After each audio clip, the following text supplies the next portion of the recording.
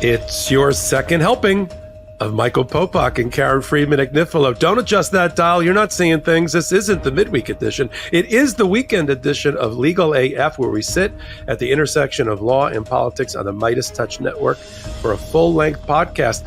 The usual anchor for Saturday, of course, is Ben Meiselas, but Ben is away for today, and so Karen Friedman Agnifilo has very gamely stepped in for us almost at the last minute. But that's, listen, we're built for this as trial lawyers, former prosecutors in Karen's example, and podcasters on a news cycle. We can do it.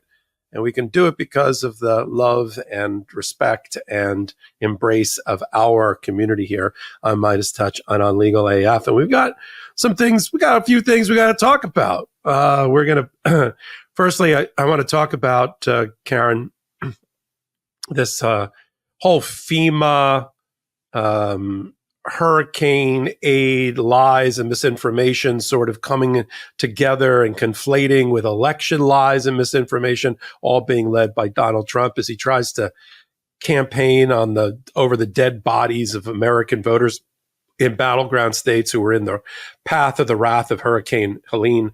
This party knows no boundaries. We're going to talk about it and what it means for the election in these battleground states. I assure you that if Hurricane Helene had run through, the West, like Arizona and Utah somehow, or non-battleground states, we wouldn't even be talking about Donald Trump trying to use that tragedy to score cheap political points. But here we are. Then we're going to unpack more now that you and I, Karen, have had, 5 passes through the Jack Smith 165-page filing. I've read it backwards and forwards. I've divided it into 5 sections with staples. I've done hot takes on it and all over it. And now we've had chance, because when we first went on the air at midweek, it had just come out. Literally, we're like scrambling off the printer. But now, with a little sober reflection, we can really see what's going on. And we got some updates in the D.C. election interference case as well, including when we can expect new briefing, why Donald Trump didn't want to have the ability to look the American people in the eye and tell them that he didn't commit those crimes before the election. You'd think he would, but apparently he doesn't want to do that. And we'll comment about what that probably means for his own sense of whether he's going to win or lose that case. And then we're going to talk about the Truth Social dumpster fire and SH blank T show that is that Trump media stock. It's hovering around $16 a share, down from the high of 90 about 2 years ago, probably propped up by short sellers trying to squeeze the stock. But we got a number of chief executive types being fired or let go or quitting all at the same time, off the back, as reported by ProPublica, off the back of an internal investigation of David Nunes, the CEO, former MAGA congressperson from California, and some links between Truth Social and Macedonia. What is it with the Trumpers and the Balkans? Well, I got a couple ideas. I'll bat around with Karen Friedman Agnifilo when we get there. And then I had hoped, based on Thursday's reporting, that we'd be talking about a rare win for the Biden student loan forgiveness program, with a Georgia federal judge in Augusta allowing it to go forward and take care of 35 million people. And I want to talk about those people, because there's a lot of lies about what makes up the borrower that would be benefited from that program. And I want to really, really talk about it. But I was like, yeah, Georgia, go, see Randall Hall, whatever your name is, the judge in Georgia, and, for lifting the injunction. And then, as I predicted on a hot take, the very following day, a Missouri Trumper judge blocked the Biden loan forgiveness program for students all over again. We got a lot to talk about. Bringing Karen. Hey, Karen. Hello, Popok. Good to see you. We've seen so much of each other, and I'm thrilled about that. Let me just take do a shout out. You shaved your beard. Yeah, I left. The mustache ate it. As I said to the brothers recently, it's not that the beard is gone; it's that the mustache has arrived. I don't know how long. Every once in a while, my wife and I like to see my cheeks, and I decided to shave it off. And I was like, do I want to do the whole thing, or just anyway? It's a long-winded way of talking about my facial hair. So on the I want to do an embrace of you. You can certainly always in my embrace. I want to do an embrace of our audience because we did something so remarkable in under 3 weeks that I have to comment on it and thank them for it, because certainly we couldn't do it on our own.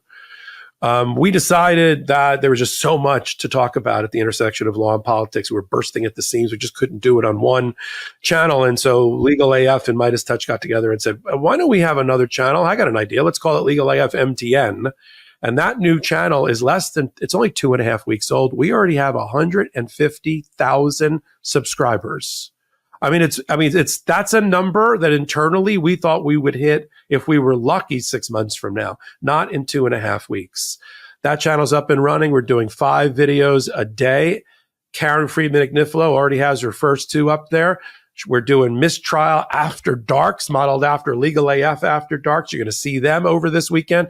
And here's a big announcement. I was teasing it on the new channel for a while, but now I can announce it. 2 major coups in additions to Legal AF MTN. 1, Court Accountability Action, Court Accountability, which is an amazing pro-democracy organization led by Alex Aronson and Lisa Graves of a new great podcast that's right in line with what we do called Grave Injustice. They have a research arm. They're doing investigative reporting like ProPublica.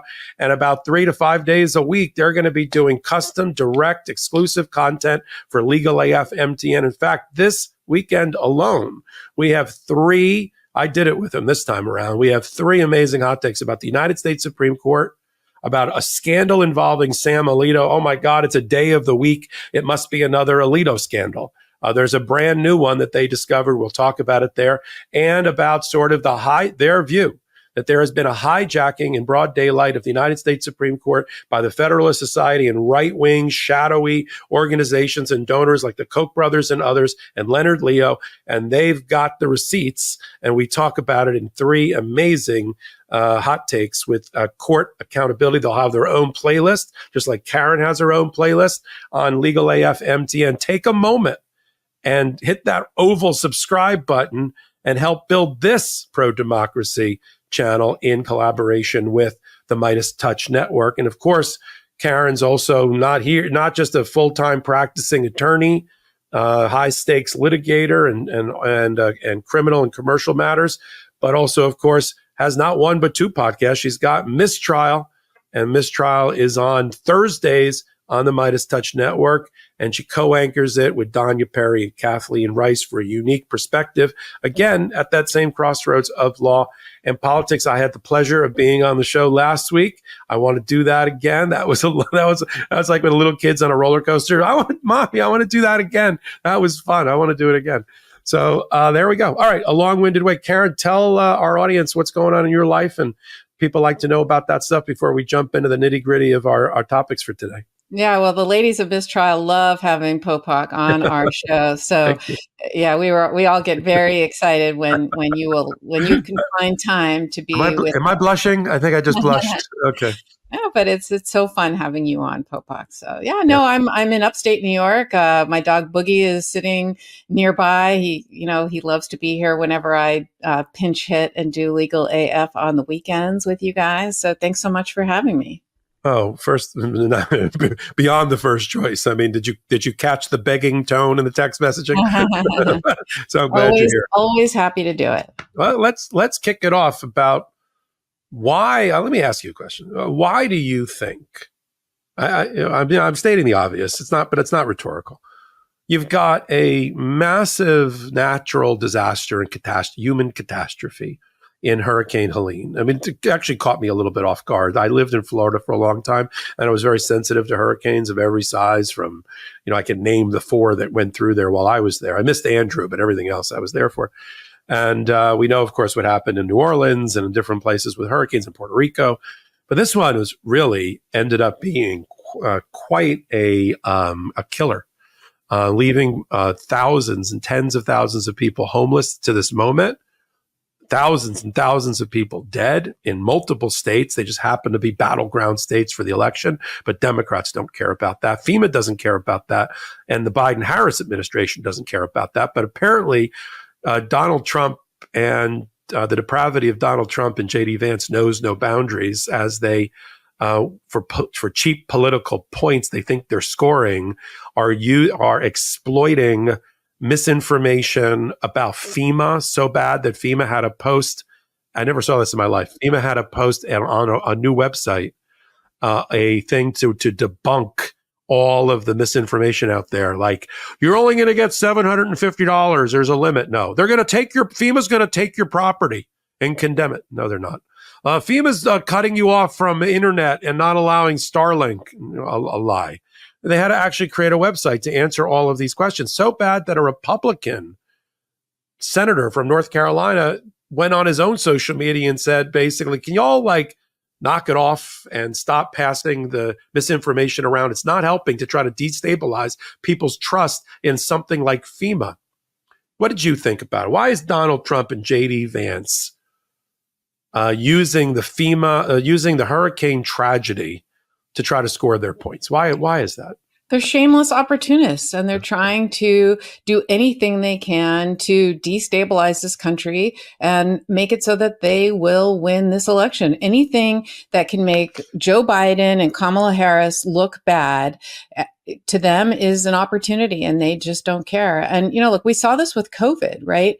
COVID has been so politicized to the point where now we've got, which in masks and all of that, right? Like, how can science and masking and vaccinations, how can that be politicized? And, recently I was talking to someone about that and about the COVID vaccine. And I said to them, don't forget that was under Donald Trump. He developed that vaccine. And you know what? They looked at me and said, no, that was Fauci. That was Fauci. That wasn't Trump. Like, it's unbelievable to me how disingenuous the MAGA supporters are and how they make excuses for everything. And this is just yet another example of, rather than posting the truth, thank God FEMA is doing that through their website and debunking these misinformation lies. Frankly, I don't know why we call it misinformation or disinformation. They're lies, right? Everything's a lie. So I want to start using that language. And essentially, to me, at least, that's what they're doing. They're just these opportunistic grifters, all of them. And it's like, how can we capitalize on, whether it's death and destruction, suffering, whatever it is, it doesn't matter. If we can capitalize on it, we will, whether it's, selling Bibles or sneakers or watches or dealing in human misery and a disaster. If they can either make money off it or get elected and get power off of it, they'll do it. That's their motto, in my opinion. I agree with you. The Guardian did a good overview that the election misinformation machine is, in a perfect storm, no pun intended, is conflating with or joining the hurricane FEMA misinformation being promulgated by Donald Trump in order to score those points. So he can go there with the Billy Graham phony charity and act like he's passing out water and whatever else. Let me make it clear to everybody. FEMA is doing the job they were put on this earth to do.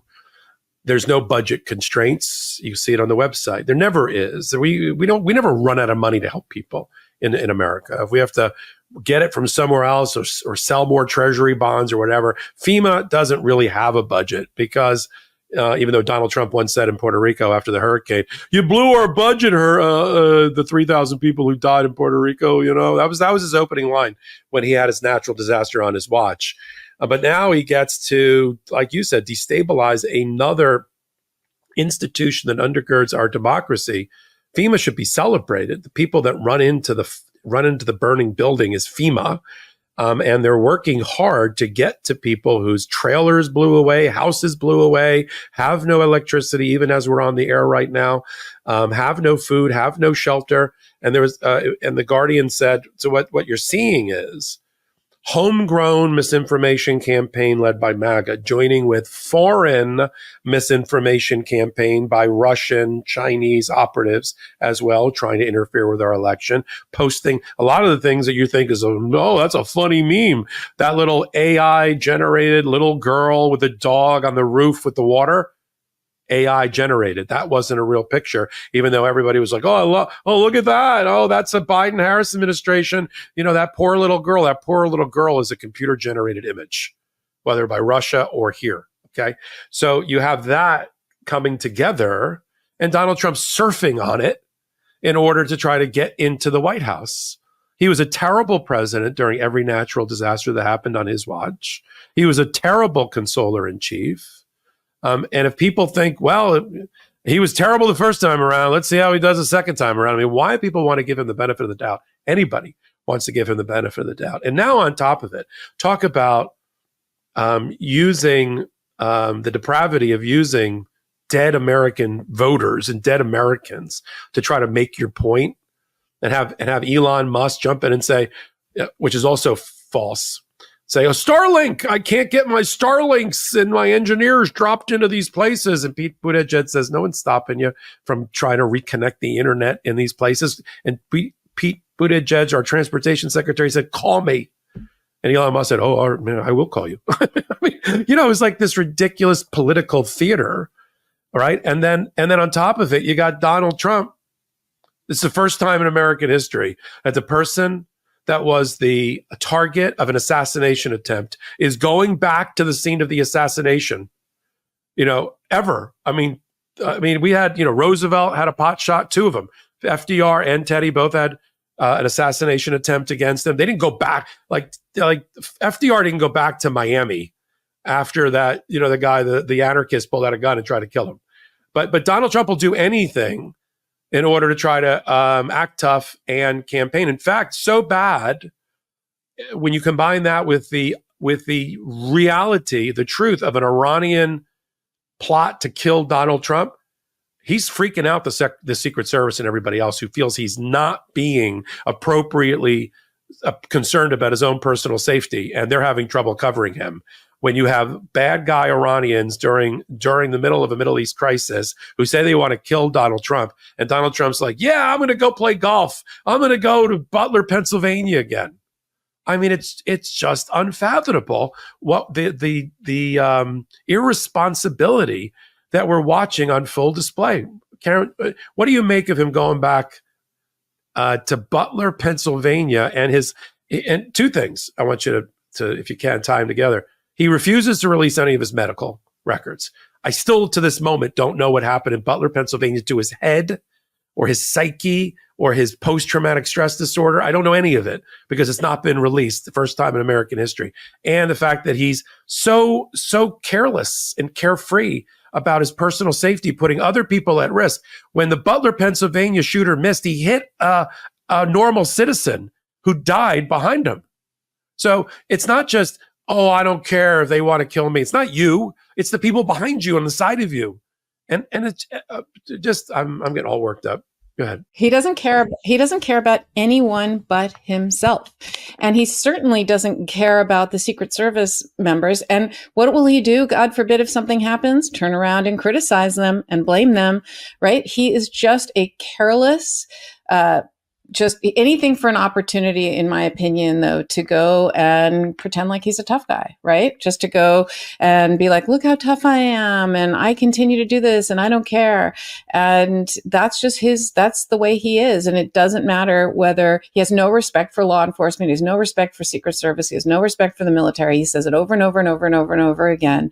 And so it must be the most frustrating thing in the world to be a Secret Service person who is guarding him and who he doesn't listen to. And guess what? These are men and women who have pledged to put themselves in harm's way so that to protect him, right? They will throw themselves, they literally will take a bullet for this man.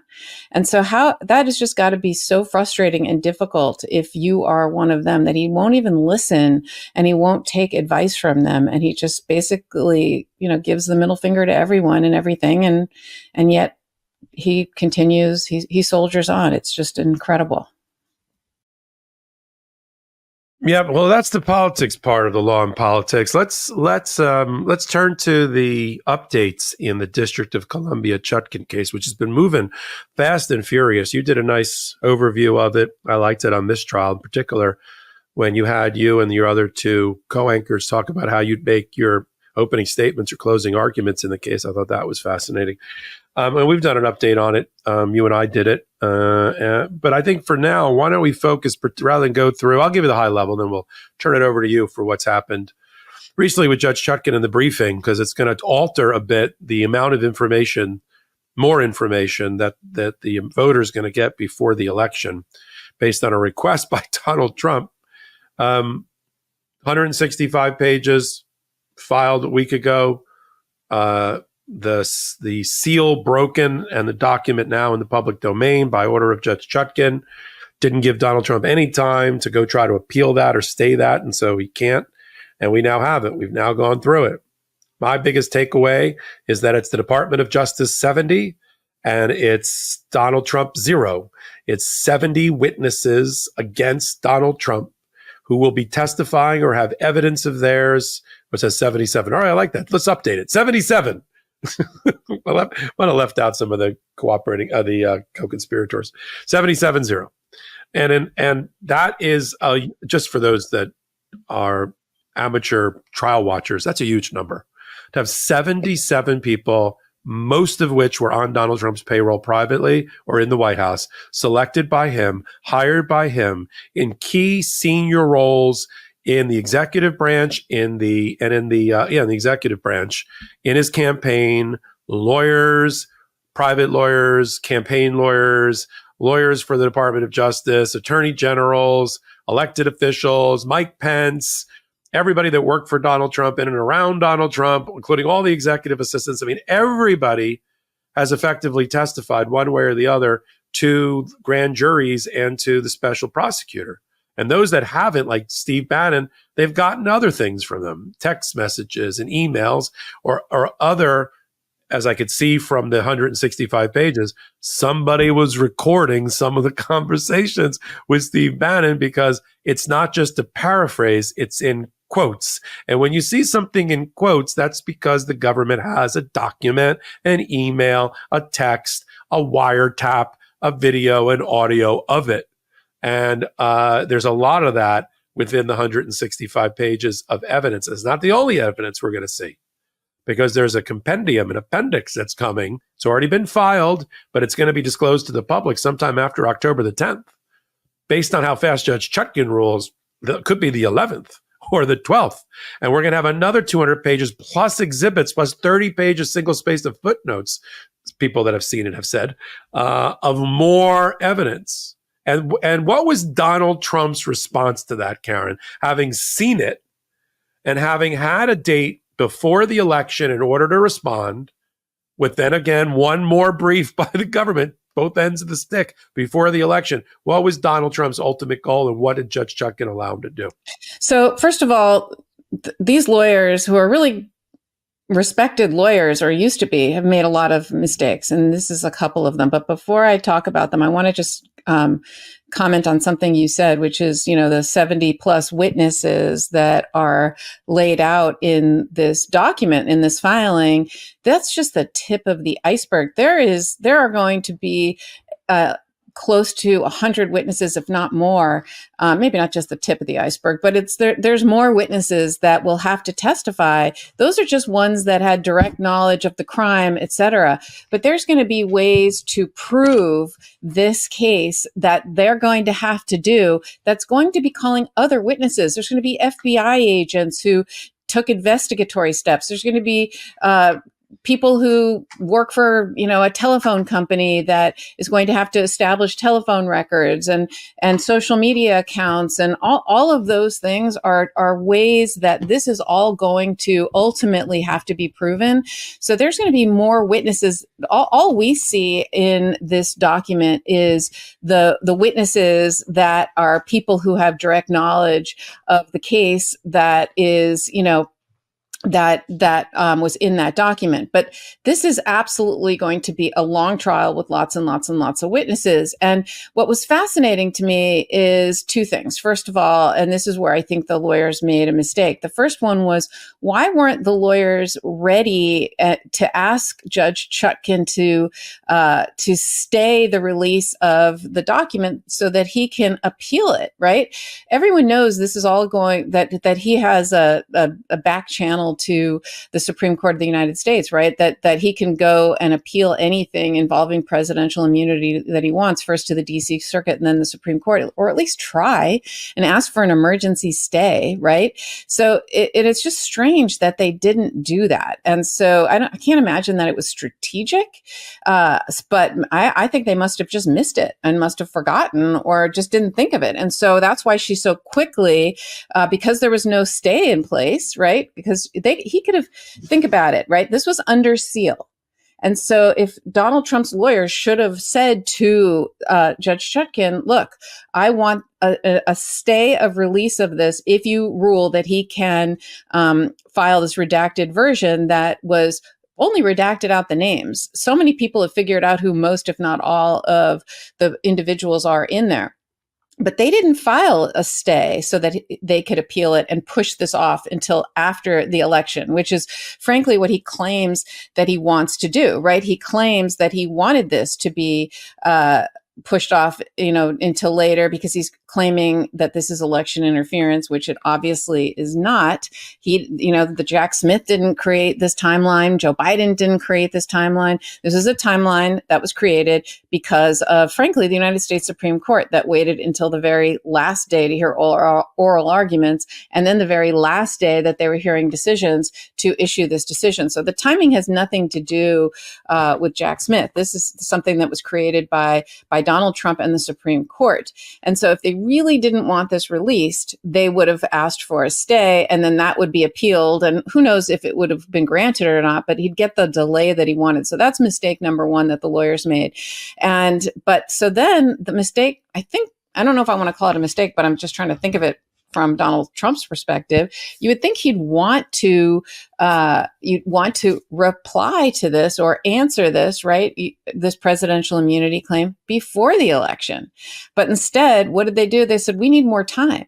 And we want a bigger page limit and we want more time. And Judge Chutkan said, sure. So it was put off until after the election. So the only thing that's going to be there and that the people are going to see is Jack Smith's side of this and what the evidence is against Donald Trump. And we're not going to see anything involving what his side is. I mean, maybe he didn't want to talk about it because it's just repeating the same facts again. And the news cycle, not good for him because the facts are horrendous. When you read the facts, the factual portions of this, I mean, it's just shocking how, we become so desensitized as a society from the events of January 6th, partly because I guess he calls them patriots. He says he's going to pardon them. He sings their national anthem. He talks about it like in such loving love letter terms that it has this weird impact of neutralizing it, and you forget how serious it was. And then you read this document again and you're like, holy,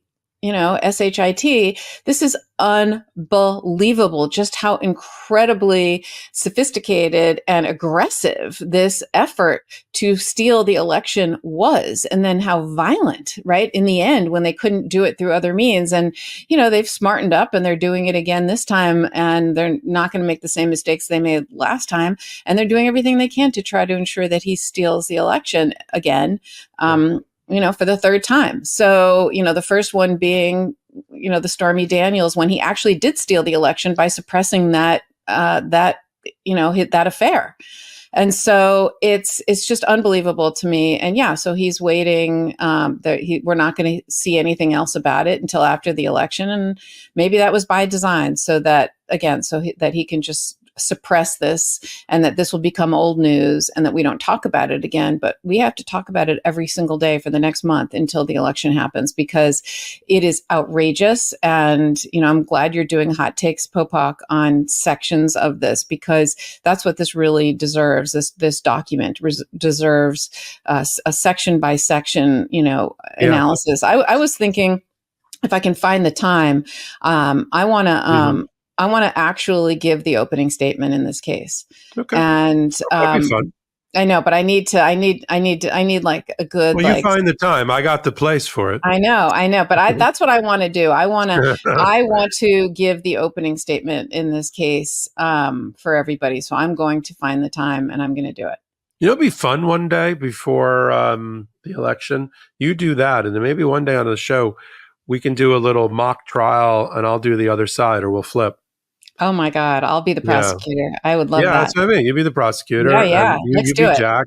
Let's Yep. do it. All right, Let's let's do talk it. Let's about do the we'll talk trial. about that offline. If people like that idea, say something in the comments, and we're gonna talk a little bit more about my thoughts, and batting it around with Karen here about some of the strategy that we just watched, or non-strategy that we just watched in the DC election interference case, and what it means to the American voter and to the criminal case at large. We're gonna pick it up after our break. We're gonna pick it up with the Truth Social dumpster fire and possible securities fraud violations that are going on a daily basis, with more to come with the company that Donald Trump has tied at least $2 billion of his purported fortune into. And what about Macedonia? Never thought I'd have to say that word, or the Balkans, on this show devoted to U.S. law and politics, but I'm going to have to, because of Donald Trump and his family. We're going to tie all that together. And then I got we don't blow smoke or sunshine. I got to talk about the Biden student loan program, now on life support, with a Missouri MAGA federal judge doing his thing to block it again and increase the suffering. And a comment that was made by the Attorney General for Missouri I thought was completely out of bounds. We'll talk about that. But there's a lot of different ways to support Legal AF. We've grown now. We're 4.5 years old. If you didn't know why we named it Legal AF, you do now. And we got a bigger ecosystem that we used to have. Literally, when we first started, it was Ben and me, and then Ben, me, and Karen. We had Brett doing the videos and doing the graphics, and Jordy was always doing his kind of working with the advertisers to the extent we had any. And that was about it. And then we started to bolt on and bring on more people. This is before the website, before the Substack. And then we got Salty. And then Salty came in and started to build out a ecosystem that supports all of the Midas Touch family of podcasts and hot takes and everything that you see. I mean, I'm sure you can appreciate when you see literally on Midas Touch every hour for the entire day, 18 to 20 videos a day, 9 podcasts, that there's somebody behind all of that. There's somebody, and they get paid. That's how it works. I mean, there's only so much you can do for love of country and love of law and politics. And so, having built that ecosystem over time, and we're lean, trust me. There's pro-democracy platforms that were our not competitors but frenemies that are no longer in existence because they decided, let's spend $40 million on cars and buildings and furniture. And we're like, yeah, why would you ever do that? Put it all into what you see on the screen. So this is how you support it. Then we got another channel that we're building, Legal AF MTN, where you can free subscribe right now and help us get to that 200,000 number. And that's putting up 5 videos a day and creating, there it is, Legal AF MTN, help us get to our 200,000 subscriber number before Halloween. I can't even believe I'm saying that number so quickly. And bringing in organizations like Court Accountability that's kind of joined there for exclusive content. And Dina Dahl and I are going to be doing a weekly a show exclusively on Legal AF MTN called Unprecedented, where we're going to look every week at the United States Supreme Court, up and down, side to side, from the ethics scandals still brewing to the leaks that'll be happening to the new election cases that will be filed and off of this election, unless Donald Trump is crushed completely. Unprecedented. You can only get it one place, on Legal AF MTN. And then we got our sponsors. And the sponsors it's an interesting thing. All you got to do is watch them. Okay. We have already vetted the product. If you see us eating a meal from a spot, we ate that meal. If you see us, wearing something or using something, we used it, we wore it, or take it, or whatever. And we're like, yeah, we like it. We want to promote it. So you don't have to do anything. Now, if you have it within your budget, you think the item is interesting, and you are kind of following our lead, then by all means use our disc. Every one of these sponsors has a discount code that Legal AF has negotiated that'll get you something that you can't get on your own. And so that's the other way to support it. So I know some people I paid for no ads on YouTube. I'm like, this is part of how our ecosystem works. And other channel, there are plenty of YouTube channels that don't have ads. And that's okay. I don't really understand their business model, but that's okay. But this is pro-democracy sponsors that know what our content is, know who we are as people, and are like, yeah, we want to advertise with those people. We want to talk to that audience. And that's a good thing in our completely independent news network.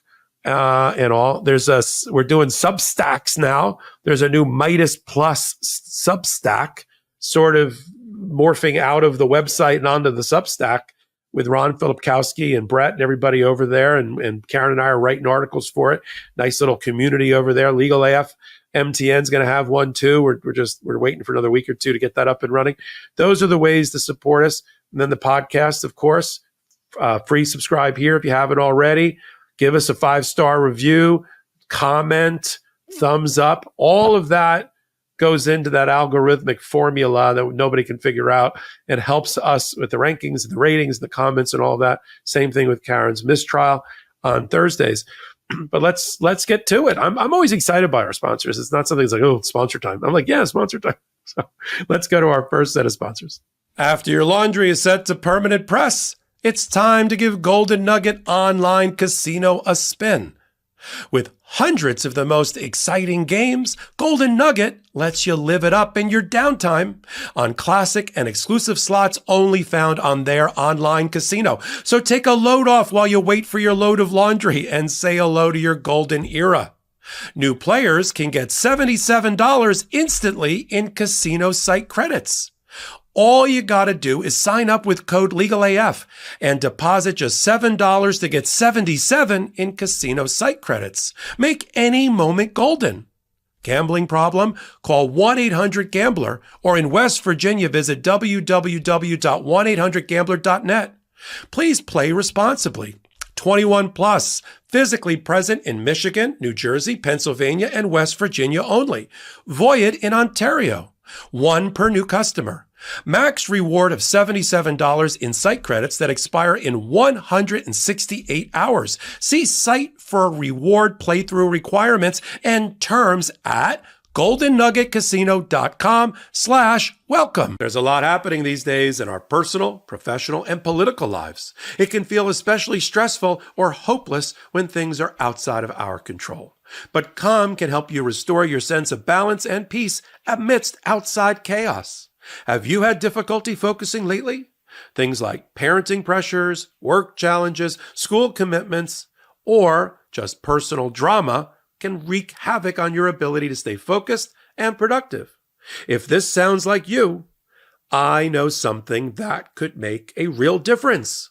Calm.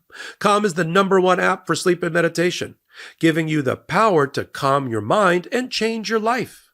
For me, winding down after a long day of representing clients and analyzing stories at the intersection of law and politics makes it hard to turn off my brain at night. And with a newborn in the house, I need to maximize my brain turnoff time. And Calm and its meditation and sleep programs have helped me do just that. Calm knows that everyone faces unique challenges in their daily lives. And mental health isn't about a one-size-fits-all solution. That's why Calm offers a wide range of content to help you navigate life's ups and downs with programs like meditations to help you work through anxiety and stress, boost your focus, build healthier habits, and take better care of your physical well-being. Sleep stories, sleep meditations, and calming music that will help you drift off to restful sleep quickly and naturally. Grounding exercises if you're feeling overwhelmed. These short guided sessions use sensation, movement, and breath work to help you relax and reset.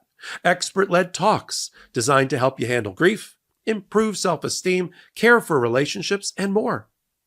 Calm puts the tools you need right in your pocket and can help you dedicate just a few minutes each day to live a happier, healthier life. Stress less, sleep more, and live better with Calm. For listeners of our show, Calm is offering an exclusive offer of 40% off a Calm premium subscription at calm.com/legalaf. Go to calm.com/legalaf for 40% off unlimited access to Calm's entire library. That's calm.com/legalaf. Well, we've reached the end of another Legal AF. Shout out to the Midas Mighty and the Legal AFers. Did Salty fall off his chair yet? I made him a bet on the length of this podcast. And I just use executive privilege to end the podcast. Bye, everybody. Oh my God, $10. that's so funny. All right, let's get back to it. One comment on the old topic, then we'll go to the new topic. Yeah, there's no doubt in my mind that Donald Trump had no intention whatsoever of ever filing his own brief, and he certainly didn't want Jack Smith to file a second brief. And so he's been crying and complaining about ridiculous red herring things that he knows have no merit. Like, I need more discovery. They're not giving me all the docs, and you should do the docs first, Judge, before they get a chance to file their brief. And the judge is like, no, we're not doing that. You got a discovery issue. You'll get it at an appropriate time. Oh, well, but I need more time now because now I need 180 pages, and I need two briefs. Which, by the way, I didn't think was a bad point that he made. I don't completely agree with Ellie Honig or whatever his name is, but I did think the balancing of the briefs, and I'm going to talk about that for a minute, was probably right, and took away an appellate issue that might have been lurking in there. And so here's what happened. They went crying to the judge because they never asked for more pages the first time. When at the last minute, when Jack Smith said, I got 180 pages, at least, he brought it in at 165, but I need up to 180 pages and I got 3 days to go. And she said, well, that sounds reasonable. What's your objection to that? And Donald Trump wrote, oh my God, you shouldn't even allow any brief. You should just sit in a room and commune with the piece of paper and just decide this without any facts whatsoever. Certainly don't let him file a brief. That's outrageous. So don't do that. Whatever you do, this is my artist rendering of Donald Trump freaking out. And the discovery, they didn't give me the discovery, and he never asked for more pages. So at one point, until like 3 days ago, he only had 45 pages to oppose 180. So he always does things in a way to delay. So he files a paper. I need 180, and I want another brief. Because he got two briefs and I only got one brief, and I'm the defendant, and it turns constitutional criminal law on its head, and whining. I understood why they were only going to get one brief, because the Supreme Court is the one that set up this procedure. Donald Trump already filed a motion to dismiss the original indictment leading to the immunity decision, Trump versus the U.S. on July the 1st. We did that already. Now it's time for an immunity determination off the superseding indictment.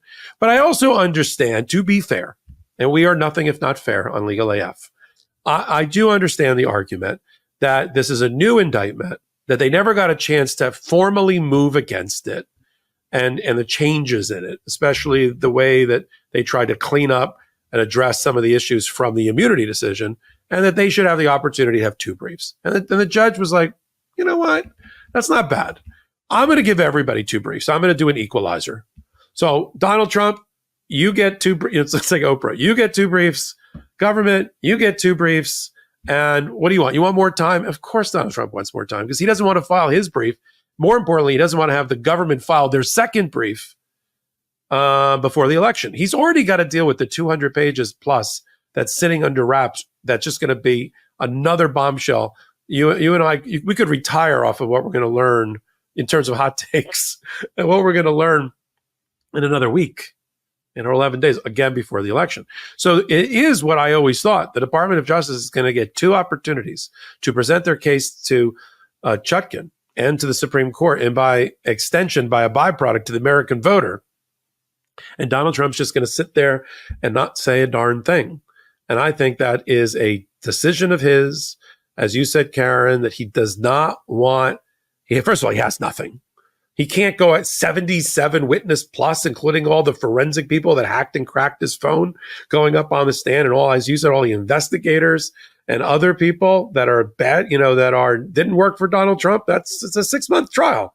And he doesn't have the ability in 100. He doesn't have an ability in 1,800 pages, 18,000 pages to refute that, nor does he have any interest in doing that. He wants to suck the oxygen out of the story as quickly as possible, make it old news, just to show you, like, we in our audience thinks this intersection of law and politics, you can't get enough of it. And they want to learn, and they're here for it. They did some polling recently. I think it was our court? I think it might have been either Court Accountability, or it was Kathleen Rice, your colleague, when she joined me for a hot take when we talked about the debate. And she said they did some recent polling, and young voters don't even know what happened on Jan 6th. And that was just 4 years ago, let alone 9/11, let alone. So there is the power of mass amnesia that does happen, that Donald Trump is trying to take advantage of. And I sort of get that. He's going to let J.D. Vance and Walz be the last word for 50 million people. And the rest of it, he's just going to try to mean tweet and mean rally his way to the election. And the good news is that as of right now, Kamala Harris, in all the polling that's legitimate, looks like she's up 3.5 to 4 points overall in the popular vote, which is about where she needs to be in order to win electorally at the battleground states. And she's leading in 5 or 6 of the 7 battleground states. She's got to win North Carolina. I mean, the easiest path to victory is North Carolina, Georgia, and Pennsylvania. And she's okay right now. Okay, sort of. In another state, she's like, they're tied in Michigan, Arizona, Trump's ahead, but she's overall doing much, much better, of course, than Biden. But it's going to be a nail biter. Unless polling again is completely, what's the legal term I'm looking for? Fakakta. If it's all effed up, and it could be, and off by 2 or 3 points, then it's underreporting her victory, which could end up being, instead of being a nail biter, could be a landslide. But then I got to worry about the other way too, that it's underreported for Donald Trump because people don't want to pick up the phone to a pollster surrounded by their family and say, Trump, but they'll do it behind closed doors when they vote. So that's what we have to do. Anything else on the DC election or any of those things before we move on to some other stories?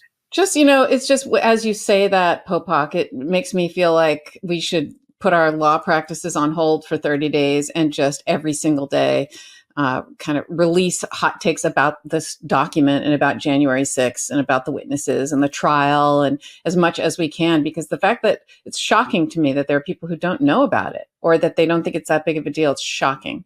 And I think we need to really get that word out there. Even, everyone's trying, but I feel like I want to do my part too, because I just can't get over it. Yeah, agreed. And so let's turn the page for a minute. Let's go to Truth Social. Truth Social is circling the drain.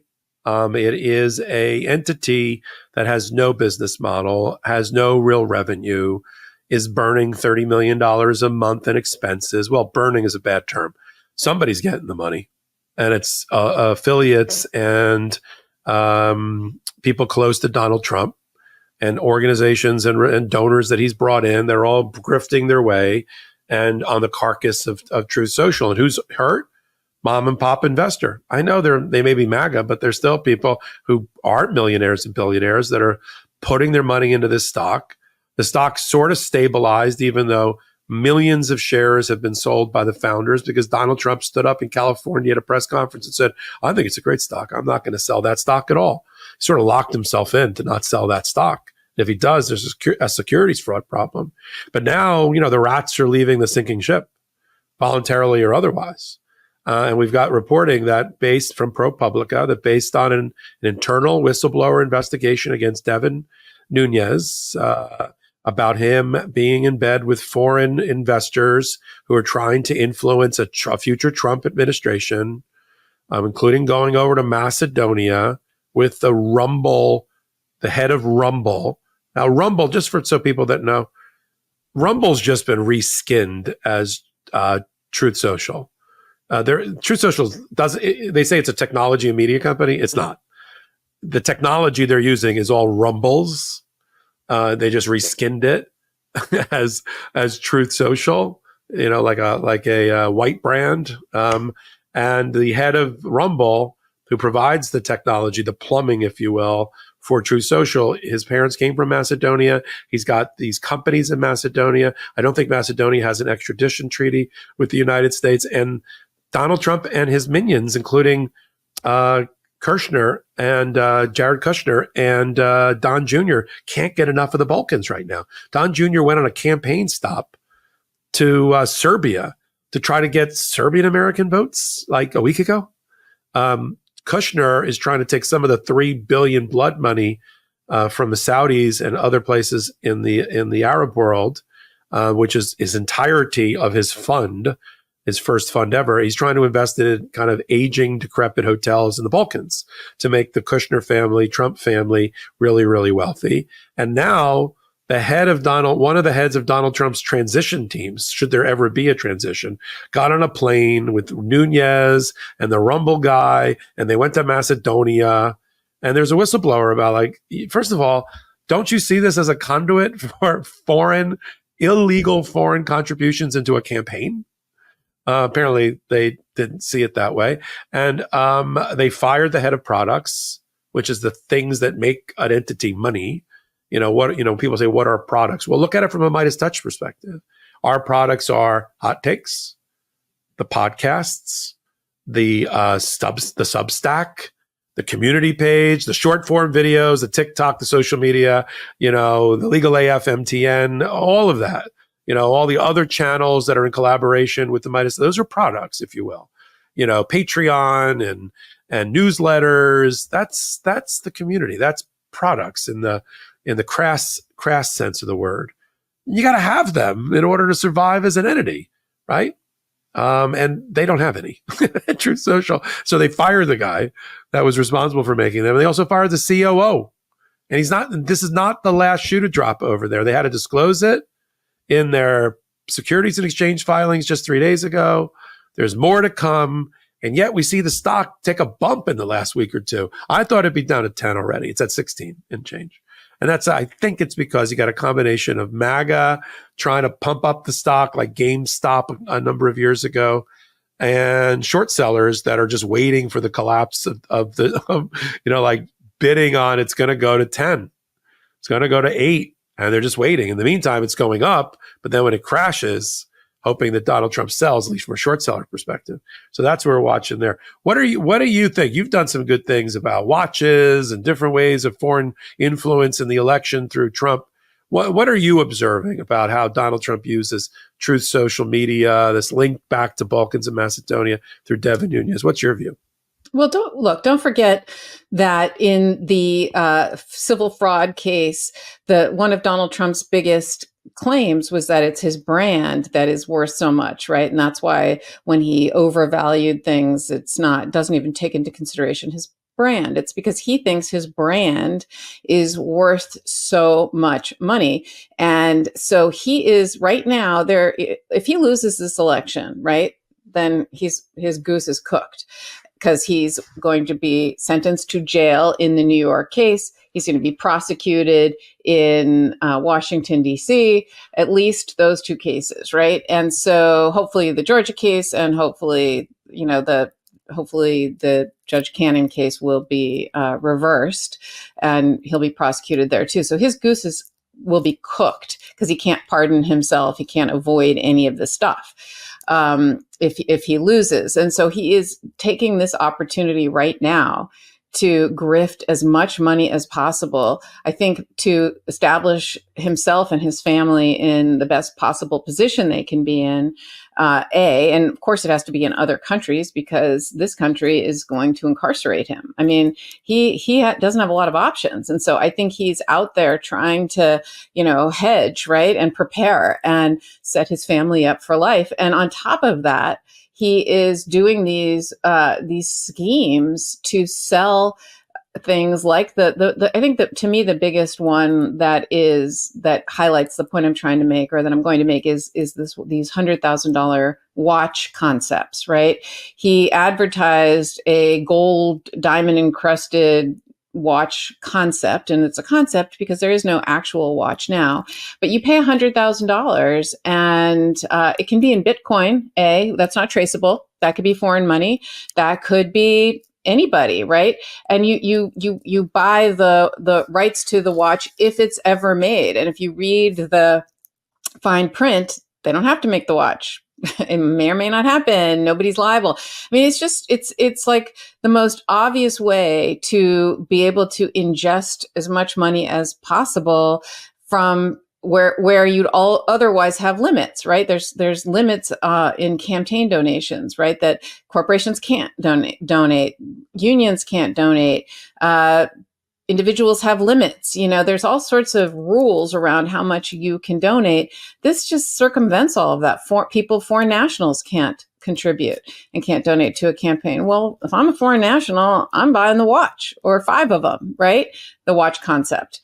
that may never be made. And so he is just that to me is the thing that is most striking of how the lengths he will go to frankly hide the sources of his money, to get more money, and to just blur every single line and every single rule there is involving not just campaign finance stuff, but, just trying to engage in more fraud for his family and his personal life. But it's shocking. It's absolutely shocking. And, I don't know why people accept it, why his followers accept it. But to me, it's just shocking. Yeah, they do. And we're watching, foreign influence in our elections before our very eyes. And I don't know if it's been normalized or people just bake that into who is Donald Trump and just expect it. But in any event, so let's move on to we're going to talk towards the end of the podcast about the Biden administration and its constant efforts, talking about people working for you right up until the last month. Does anybody have a doubt that President Joe Biden, or as they say on Saturday Night Live, Joe Biden, that Joe Biden is going to work until 11:59 on January 20th? I mean, seriously, he's trying to do what he's doing in a Middle East that's, is in turmoil at the moment, but has a firm hand in Joe Biden and Kamala Harris in guiding the outcome there. And in addition to that, he's working hard on his domestic policies for the American people to accomplish all the things that he promised when he ran 4 years ago. One of them was to help in the student loan problem. And let me just frame this, because it's something that chapped my ass. Somebody once said, no, it's chafed, like it's chafed and chapped over this. Is the Attorney General of Missouri, in celebrating and whooping it up over a MAGA Trump judge, federal judge there, reversing course from what a Georgia judge did the day before, blocking the attempt by the Biden administration to help 35 million Americans, all voters likely, with their student debt. These are not people, as the Missouri Attorney General said, that are trying to pay off their Ivy League education and want the citizens to do that. And that really chapped my ass when we talk about who these people are. Because these people, we talk about it more when we come back from our next break.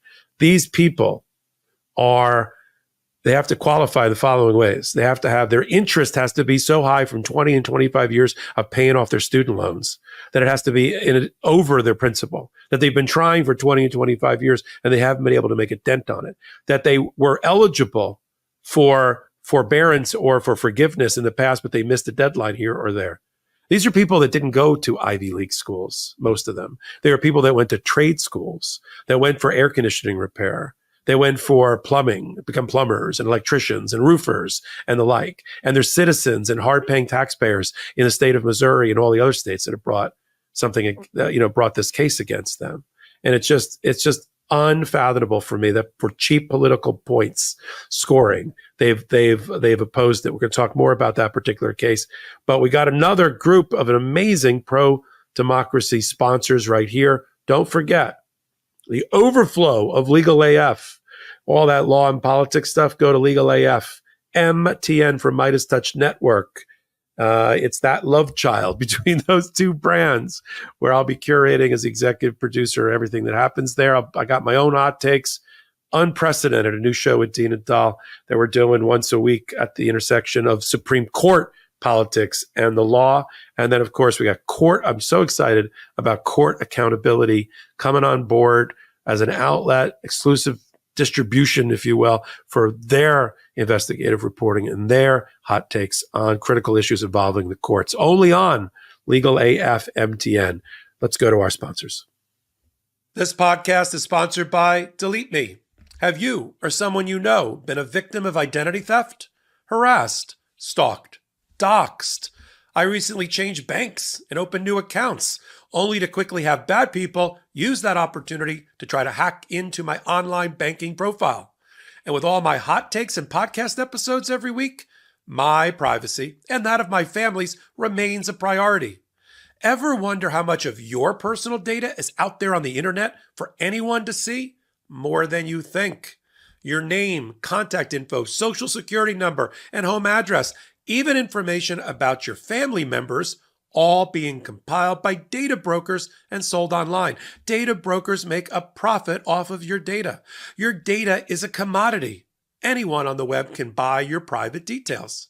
This can lead to identity theft and phishing. As a person who exists publicly, especially as someone who shares my legal and political opinions online, I am hyper aware of safety and security. And it's easier than ever to find personal information about people online. All this data hanging out on the internet can have actual consequences in the real world. Over the last decade, the U.S. has witnessed steady growth in politically motivated, threatening online behavior, peaking around election cycles. Delete Me and its research shows that the volume of personal data on individuals available online has tripled between 2019 and 2023 to an average of over 525 pieces of personal info per person available free or for as little as $5 per profile. You cannot always control whether you are a target, but you can make it harder for politically motivated threat actors to escalate threats by taking a proactive approach to the security of your personal information. That's why I personally recommend Delete Me. Delete Me is a subscription service that removes your personal info from hundreds of data brokers. Sign up and provide Delete Me with exactly what information you want deleted, and their experts take it from there. Delete Me sends you regular personalized privacy reports showing what info they found, where they found it, and what they removed. Delete Me isn't just a one-time service. Delete Me is always working for you, constantly monitoring and removing the personal information you don't want on the internet. To put it simply, Delete Me does all the hard work of wiping your and your family's personal information from data broker websites. Take control of your data and keep your private life private by signing up for Delete Me. Now at a special discount for our listeners. Today, get 20% off your Delete Me plan when you go to joindeleteme.com/legalaf and use promo code LegalAF at checkout. The only way to get 20% off is to go to joindeleteme.com/legalAF and enter code LegalAF at checkout. That's joindeleteme.com/legalAF, code LegalAF. The law firm, my Legal AF podcasting and hot take work, and a new baby to raise with my wife, I've hit the apex of my stress level, leading me to feel drained at times and run down. But I would never use any type of stimulant that would interfere with my heart-healthy routine. Super Beets Heart Chews offer a convenient, delicious plant-based way to support healthy blood pressure and circulation. Enjoy a heart-healthy boost without the jitters. Paired with a healthy lifestyle, the unique antioxidant compound in Super Beets is clinically shown to be nearly 2 times more effective at promoting normal blood pressure than a healthy lifestyle alone. I love Super Beets Heart Chews because it has boosted my energy level and made me feel like I am focused on a heart-healthy lifestyle, so I don't let those important to me, including my audience, down. And it's so simple. I just put the individually wrapped heart chews in my little sandwich bag, along with my other vitamins, and take them as soon as I step into my daily commute. It's the only heart chew I've ever used, and that says it all. Support healthy circulation from a plant-based chew without stimulants and no artificial sweeteners or colors. In fact, more doctors, pharmacists, and cardiologists recommend Super Beets for heart health support than any other beet brand. Double your potential with Super Beets Heart Chews. Get a free 30-day supply of Super Beets Heart Chews on all bundles and 15% off your first order by going to getsuperbeets.com and using code LegalAF. That's getsuperbeets.com, code LegalAF. And we're back. Karen, why don't you take the, thank you to our pro-democracy sponsors. Really couldn't do it without you. Why don't you take the what happened in Georgia? Because if we'd gone to air on a couple of days after that, we would have had a great story. Biden loan forgiveness program upheld by federal judge in Georgia, but now we got Missouri. You want to walk the audience through all that? Yeah, I mean, look, it was kind of I felt like playing ping pong in a way, like it was a little bit crazy because at first it seemed like we had a victory that we were going to be able to celebrate, right? There was reporting is that 27 or something million borrowers could qualify for this debt forgiveness, the student loan forgiveness. And as you point out, you have to qualify for it. It's not just anyone with student loans, right?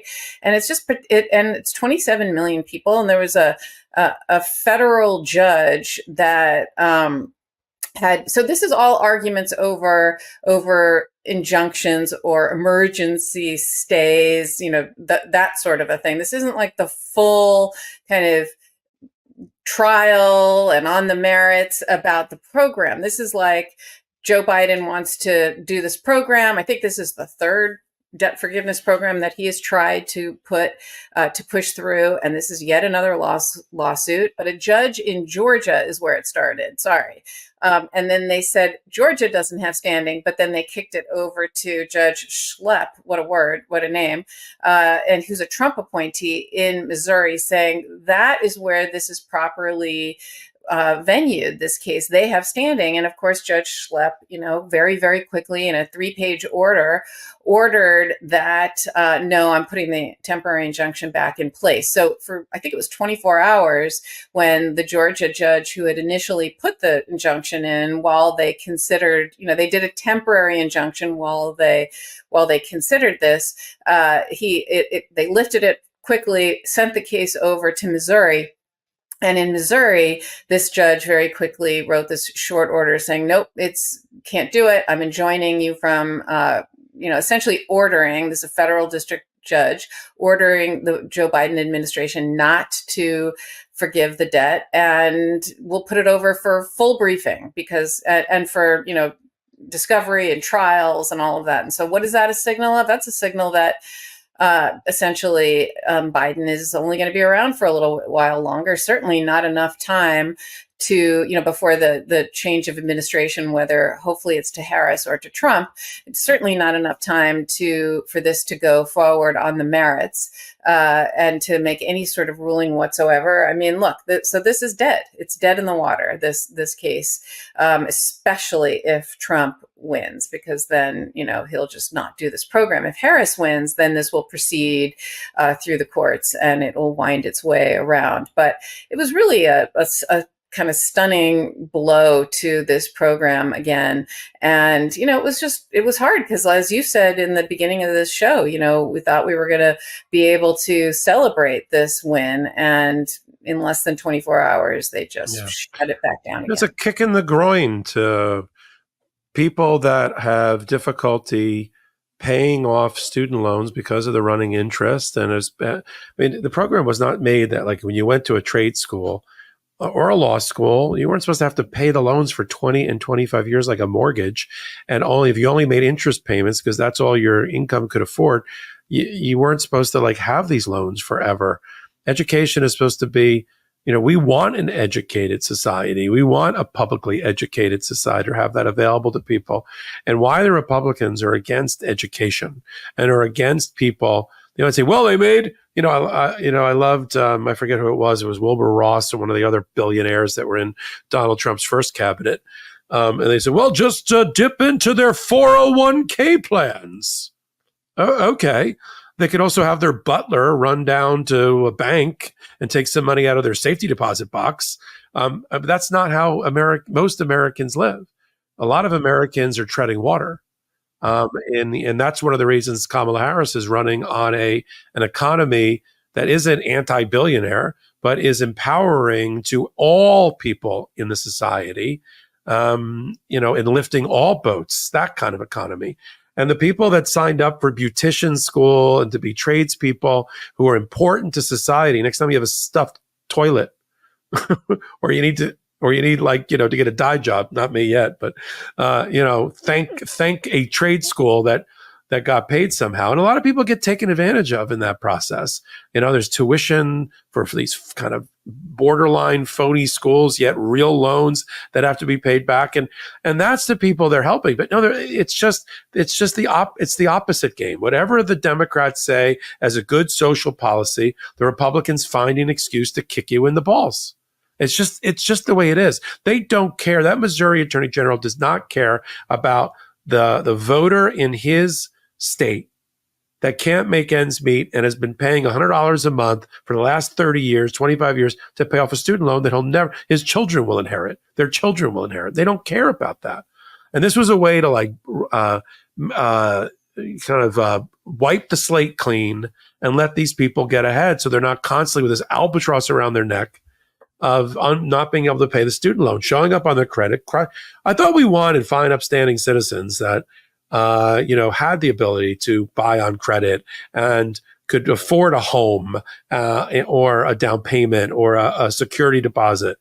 And so how these states are the red states are saying, no, not our people. If you match some of these states, it's the same states that have high infant mortality rate, high childhood poverty, low rates of adoption, lots of unwanted pregnancies. And they just act like, well, that's not the role of government. Well, what is the role? That's the difference between the Democrats and Republicans. We see the progressive Democrats and the Democrats see one aspect of the role of government is to help those that are downtrodden, that need our help. They say, pull yourself up by your bootstraps. But what if you don't have boots? And that's the group of people that we should, in a supremely wealthy society whose GDP blows the doors out of any other country, whose unemployment rate is like half of some of our allies in NATO and other places. They're envious of a 3.5% interest rate and a stock market that's booming and a recession that looks like it's not going to be happening, and all of that. But if you want more children in poverty, more uninsured people in America, more people under the crushing debt of student loans that they can never not get out of and can't get out of that dark tunnel. There's no light at the end of the tunnel because there's no light. Then you vote for the Republicans who are just making jokes like on golf courses, like Donald Trump just got caught. And I did a hot take on it on the new Legal AF MTN channel, where Donald Trump was caught in a secretly recorded meeting in Arizona at a fundraiser gathering with billionaires and millionaires in which he was cracking wise about immigration and people of color again, using an out of politically incorrect term, colonial term for a part of Africa. They're coming from the Congo. Is this like the old Tarzan movies from the 1940s? The Congo? They're murderers. I mean, he looked like he thought Scarface was a documentary, the one with Al Pacino, about immigration policy. We have to keep the murderers out. And then he cracks some jokes about the guy who died during Butler, Pennsylvania, standing behind him, and about his wife. Ha, ha, ha. This is what they do. When the whiteys all get together, apparently billionaire and millionaires, they make fun of the brown and black people behind their back. I still find it amazing that he's polling as high as he is with the Hispanic community. Now, I know the Hispanic community is not just black and brown. In fact, there's a fair amount of them that identify, so to speak, as white. I get it. But every time he's attacking that immigrant group, recent or past, I just, as a grandchild of immigrants, I just hear, I'm next. He has no respect, even though he came I don't know where they came from, Bavaria or some borderline Nazi country that the Trump family came from. But he's totally rewritten his history. You'd think he came over on the Mayflower with all their Brooks brothers and preppy, like, I don't know, the father, came over on some boat somehow. But he's forgotten that. And so that's the big distinction between the two parties for me. That's why I can't understand why the election's this close. Because I think the choice is clear. Let me ask you, let me end it this way, Karen. Do you think the polling is accurate? I won't hold you to it, but we'll bring this back up one day. Do you think the polling is accurate? Do you think Kamala Harris is under polling or polling accurately in the same question for Donald Trump at this moment in time? Look, polls are notoriously not reliable. And so and polling is such a broad term. I think, obviously, and you said this earlier, how the battleground states are really where it matters. And so I think that the polling in the battleground states is really the only polling I would look at. But the problem with it is, accurate or not, first of all, I do think that there's 30 days left and a lot can happen in those 30 days. And I think a lot of information that has to get out and continue to get out should get out. And I think that there are people who are not sure, and it's different than being, I guess you can call them undecideds, but I think there are people who have decided, but who at the last minute might panic and say, you know what, I'm not doing it. I can't vote for Trump, even though, I think he's tough. I think there are people who might be even Trump supporters who at the end of the day, their conscience will come forward. And when they go to the polls, they might actually know and realize how dangerous this is and how this is really about democracy. So I think, I know I'm not really answering your question, but I do think it's a complicated thing. And I think the most important thing we can do is help get true information out and really just keep fighting and get voters out there, because people have to vote. The thing that scares me the most is what we've been talking about in hot takes and in the prior Legal AF, and I'm going to do as much of this as I can. And I'm so happy about your new show that you have with the Democracy Defenders, because they're really the people who are out there talking about really what the biggest issue is, which is the next big lie. And the next big lie is what he's doing right now, trying to steal the election again by creating this scenario where he is lying about dead people voting, all the court cases that are being brought in the battleground states, right? That's where he's bringing these cases. There's 3 times the number of cases as brought in the last election as now is what the Republicans are bringing, and they're making all kinds of claims, all these lies that non-citizens are voting, dead people, are voting. They're trying to delegitimize mail-in ballots and make it so that there are problems with mail-in ballots, because mail-in ballots you have to have it has to be in a certain envelope, and you have to have it filled out correctly. And in 2020, there's lots of amazing pro-democracy groups that fought really, really hard to get votes to count and succeeded. But they're already working in conservative states to make it so that legitimately cast votes by citizens who are either overseas because they're fighting the military, or they can't leave their house for whatever reason, or they are they're not they're on vacation, whatever it is. For some reason, people who have to either vote absentee or by mail, they're doing everything they can to make those otherwise legitimate votes not count. And so, but in states where they see that that's going to impact Republicans, what do? They pull those lawsuits. And in states where they think that's going to impact Democrats, they're filing lots of lawsuits in Republican jurisdictions where they can tee up these cases and have them be there so that if it's close call, and you'll see that during the election, they're not going to bring these cases. If Trump wins and gets called for a certain jurisdiction, you're not going to see, if it's a battleground state, you're not going to see any claims of fraud. No way. He'll be like, no problem. Those votes are legitimate. Those count. Only areas that he loses is he going to then press the accelerator on the cases that he's already teed up in these battleground states. And he's going to do everything he can to get rulings that he's going to take up to his MAGA Supreme Court. And then you'll see what happens there. But he's trying to steal this election. They've gotten very sophisticated. They're engaging in lawfare. And that is what is happening right now. Couldn't have put a better ribbon around that particular topic that you and I, Ben, everybody that contributes to Legal AF are going to be following closely. Come over to this. As we said, we're bursting at the seams. And I wanted to just thank again. Over 150,000 people have already joined with us in the build of Legal AF MTN. It is your channel devoted to law and politics. Find out what 40 million people a month already know, that Legal AF is the home of law and politics commentary and analysis like no other. You're going to find amazing commentators that you know and love from the Midas universe, including Karen Friedman, Agnifilo, Dina Dahl, Anthony Davis is going to be coming over there. Kathleen Rice and the other contributors from Mistrial are already there. I've already done a first hot take with Kathleen Rice.